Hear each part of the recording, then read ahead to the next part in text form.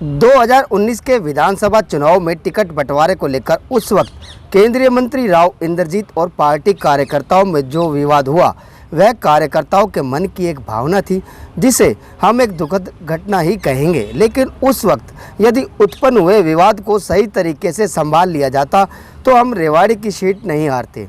ये कहना है रेवाड़ी से भाजपा के नवनिर्वाचित हरको बैंक के चेयरमैन डॉक्टर अरविंद यादव का। उन्होंने इस सम्मान के लिए पार्टी का धन्यवाद किया जिसने इन्हें फिर से पार्टी की सेवा करने का मौका प्रदान किया। आपको बता दें कि वर्ष 2019 के विधानसभा चुनाव में रेवाड़ी से रणधीर सिंह कापड़ीवास और डॉक्टर अरविंद यादव सहित कई दिग्गज मुख्य रूप से भाजपा के तय उम्मीदवार थे। लेकिन जब रेवाड़ी से भाजपा की टिकट राव समर्थक को मिलने का ऐलान हुआ तो अरविंद समर्थकों को बड़ा झटका लगा। इसके बाद कार्यकर्ताओं को शांत करने के उद्देश्य से कार्यकर्ताओं और राव इंद्रजीत के बीच समझौता वार्ता विवाद वार्ता बन गई, जो मीडिया की सुर्खियां भी बनी। पूरे प्रकरण को लेकर डॉक्टर अरविंद यादव ने कहा, जब उन्होंने पार्टी को ज्वाइन किया था तब भी पार्टी से कोई अपेक्षा नहीं थी।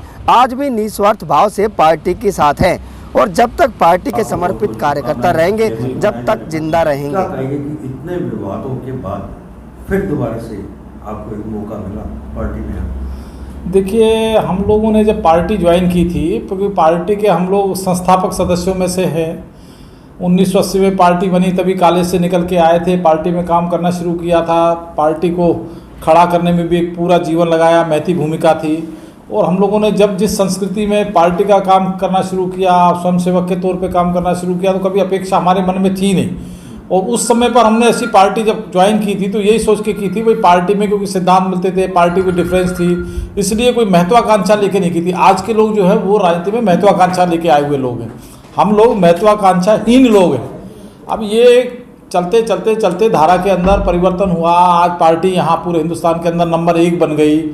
तो ये पार्टी ने मुझे मौका दिया है, मैं मांगने नहीं गया। पार्टी के कार्यकर्ता के तौर पर जो पार्टी का निर्णय मेरे लिए होता है उसको मैंने जीवन में स्वीकार किया, और जब तक जीवित हूँ पार्टी का सदस्य रहूँगा और जो पार्टी का आदेश होगा वो मैं उसको मानता रहूँगा। 2019 के चुनाव में काफ़ी उल्टा-पलटा हुई, राव साहब के साथ भी हुई, वो सर्वे दिखता है। लेकिन अब माहौल चेंज हुआ, पार्टी ने फिर दोबारा आपको पसंद किया।